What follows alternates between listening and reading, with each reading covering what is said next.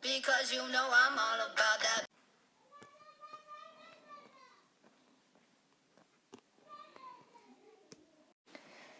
So I'm guessing by now you figured out we were talking about rates by now.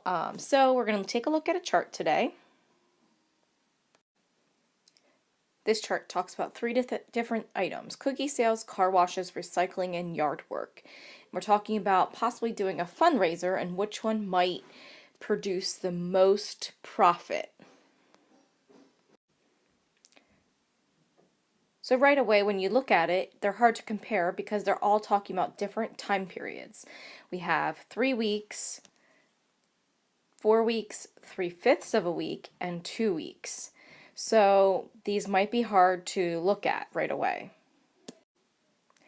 So let's do some easy ones and then I'm going to ask you some harder ones. So let's look at cookie sales. So for every 3 weeks, they earn $500.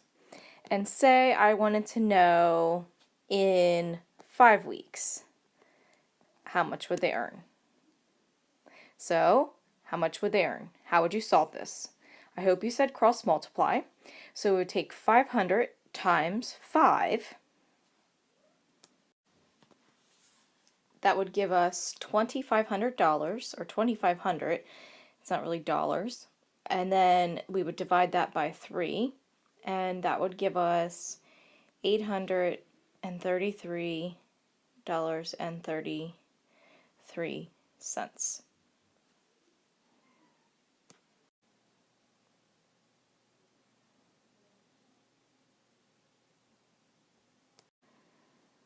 Alright, so I set a proportion up. So if you had 2 weeks, they earned $320 for the yard work, and if they worked for 6 weeks, how much would they earn? So I solved it and I got 6 times, if we cross multiply, 320 equals 1920 divided by 2 would give us $960 is how much they would earn in 6 weeks doing yard work. That was just checking up on that last answer that you got. Alright, so this one's a little tougher. I'm going to do it with you and then you're going to have a practice one. How much money would the class earn if they recycled bottles and cans during the next 6 weeks of school? So first of all, this one has a fraction and it says 3/5 of a week.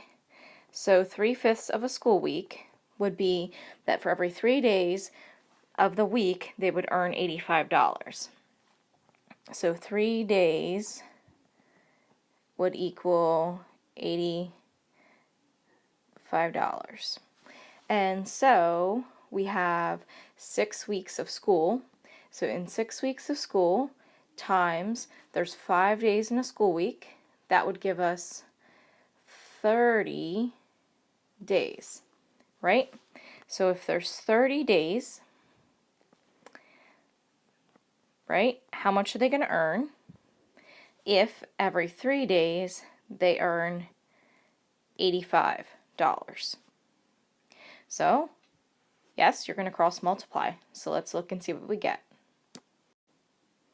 So when I cross multiplied 30 times 85, I got 2,550, and I'm going to divide that by 3, and that's going to give me $850. Now it's going to be your turn.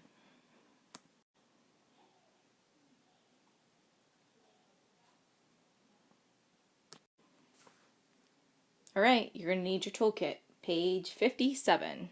Get it out. I'm not joking, you're going to need it. Alright, so this is what your toolkit entry looks like. I'm going to read along. You read along with me, and everything I've highlighted, you should be highlighting. In lesson 7.1.1, you will learn about rate of change, that it's a ratio that compares the amount of one quantity and how it changes to another. A unit rate is a rate that compares the change in one quantity to the 1 unit change in another quantity. So for example, down here, it uses 6,000 gallons and compares it to 5 hours. So we could say that that's 1,200 gallons per hour. Okay? Or in the second example, it says 6,000 gallons for every 3,000 miles. So, or you could reduce that and say that that's 2 gallons for every 1 mile that it travels.